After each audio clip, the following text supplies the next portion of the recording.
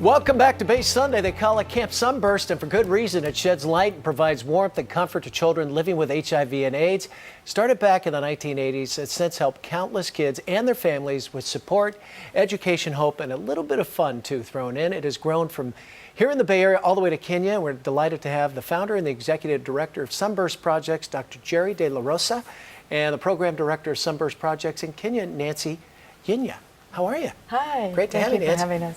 Thank you. And nice to meet you as well, Nancy. Well, this started kind of as a camp for kids with cancer, right? Back in 1980? Yes. And kind of changed directions. Tell us how it kind of morphed into a camp for kids with HIV and AIDS. Well, I believe in the early 80s, we began to hear that there were children in the United States being born with HIV and AIDS, but they were very much a hidden population.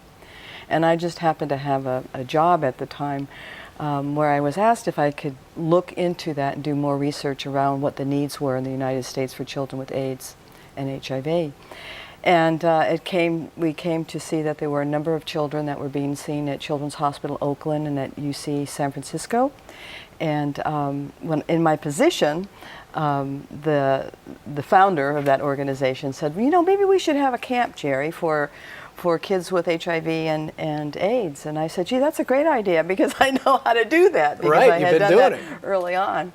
So I took advantage of being in that position and I said, okay, well, let's do it. So I did a little more research and we provided the first summer camp program in the United States, and it became a national model for children with HIV. What, 26 plus years later? That's still, correct. Still going it's still strong? going. What happens? Tell us what happens with the kids at the camp and how they Well, grow. it's very much, it was therapeutically designed. Mm-hmm. So in that, it's also a program where the parents are able to come and get respite and meet other parents and be able to network about issues and concerns that they might have.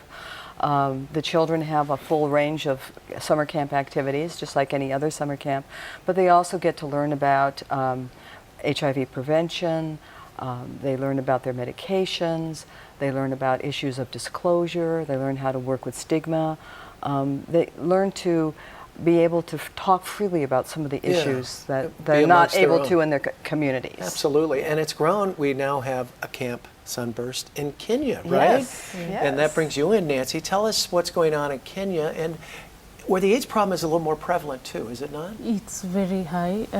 In the Nyanza region where we are coming from, actually it's the highest leading, and it's currently at 6.9%. And adolescents, more children are affected. We have in our program 10,000 children affected, and it's half the national prevalence.